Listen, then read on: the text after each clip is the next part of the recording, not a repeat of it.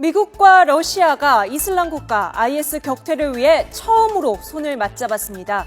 중국 정부는 오늘 오전 IS의 중국인 인질 살해 사실을 공식 확인하고 테러범을 반드시 척결하겠다고 밝히기도 했는데요. 프랑스도 IS 공격을 지원하기 위해 유럽 최대 항공모함을 배치하는 등 국제사회가 테러와의 전쟁에 합류하고 있습니다.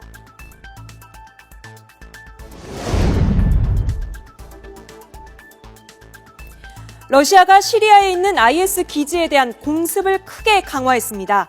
IS의 돈줄로 알려진 원유 시설이 목표입니다. 특히 시리아에 배치된 폭격기 외에 러시아 내 공군기지에 있는 장거리 폭격기도 공습에 투입했는데요. 지난 9월 러시아 여객기 추락이 IS 소행이라는 보고에 따라 전면 공습을 강화하고 있는 것입니다. Выполняя боевые задачи по борьбе с террористами в Сирии, вы защищаете Россию и ее граждан. 이번 공습에는 러시아가 보유한 투폴레트 22M3 등 장거리 폭격기 25대와 수호이 34 폭격기 등 8대가 동원됐습니다.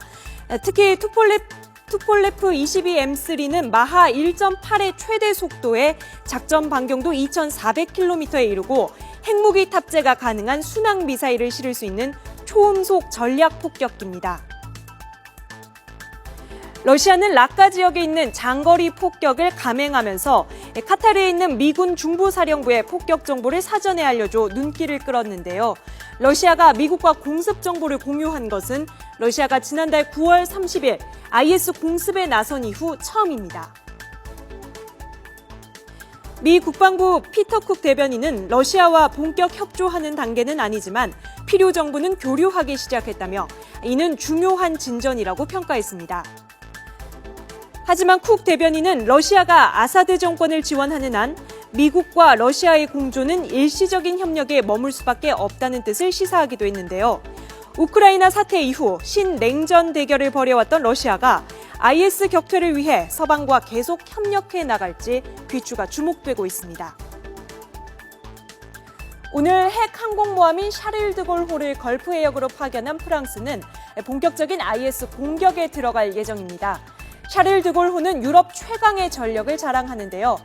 갑판 길이가 260m, 또 폭 30m로 미국의 니미츠급 항공모함보다는 작지만 유럽 최대의 핵 항공모함입니다.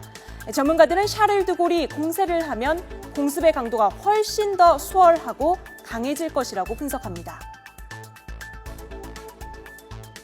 현재 일단 공군기들이 아랍에 있는 다른 나라들의 협조, 그러니까 UAE의 협조를 받아서 지금 거기서 이륙을 해서 공격을 하고 있습니다.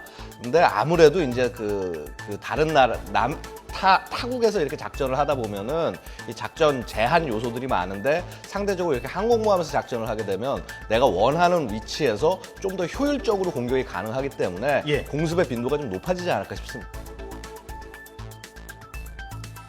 프랑스 항모 드골함에 대한 각국의 지원도 잇따르고 있습니다.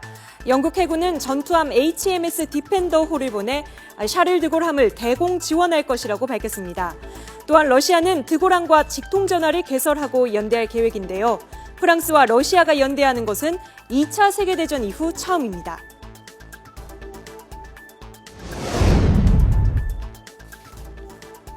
한편 중국인이 극단주의 무장 조직 IS에 의해 살해당한 사실이 오늘 중국 당국에 의해 공식 확인됐습니다. IS가 동양인을 살해한 것은 일본인 고토 겐지 그리고 유카와 하루나에 이어서 이번이 세 번째인데요. IS는 지난 9월 발행한 잡지에서 중국인 판징 후이와 노르웨이인 그림스가드 오프스테드의 사진과 함께 인적 사항을 싣고 몸값을 요구해왔습니다.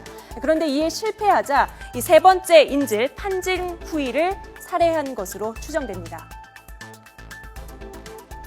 홍레이 중국 외교부 대변인은 공식 성명에서 중국 국민 판징 후이가 IS에 납치돼 잔인하게 살해됐다면서 피해자에 대해 깊은 애도를 표하고 가족에게 깊은 위로를 전한다고 말했는데요.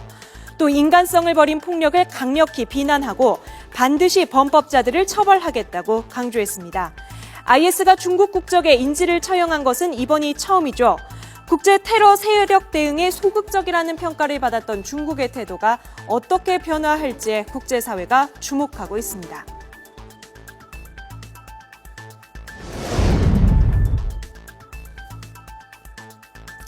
네, 이렇게 프랑스를 비롯한 연합군이 연일 시리아에 대한 폭격을 이어가는 등 국제사회가 IS 격퇴를 위해 공조하고 있지만 IS는 오히려 재보복을 경고하며 건재함을 과시하고 있습니다.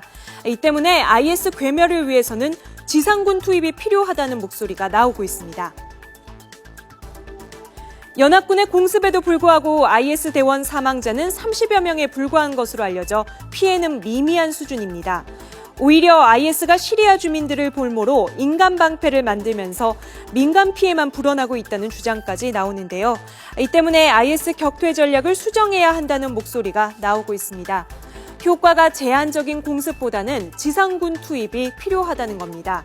미국에서는 공화당을 중심으로 지상군을 투입해야 한다는 목소리가 높지만 지상군을 투입하고도 이라크 정세를 안정시키지 못한 지난 2003년의 경험이 부담으로 작용하고 있습니다. Have been a few who suggested that we should put large numbers of U.S. troops on the ground.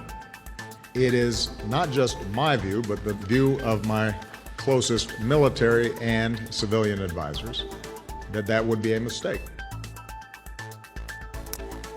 그런데 IS가 지난 월요일 워싱턴을 공격하겠다고 한 지 3일 만에 뉴욕을 위협하는 새로운 동영상을 공개했습니다.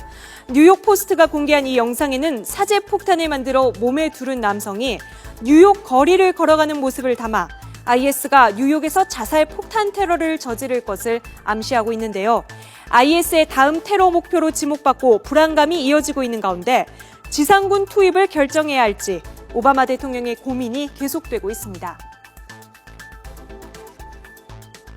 오바마 대통령은 지난해 이라크와 이제 아프간 전쟁의 종전을 거듭 천명하면서 분쟁 지역에 더 이상 지상군을 파견하지 않겠다 이런 입장을 밝혔거든요. 네. 그렇기 때문에 이제 오바마 대통령은 임기가 이제 1년 정도밖에 남지 않은 상황에서 굳이 자신의 이런 정책을 바꾸면서까지 자신의 이제 바꾸면서까지 자신의 업적을 좀 뒤흔들 그런 생각은 없는 것이고요. 네. 사실 이제 지상군을 투입했을 때의 득보다는 실이 많다고 판단을 하고 있는 것으로 볼 수가 있겠습니다. 네.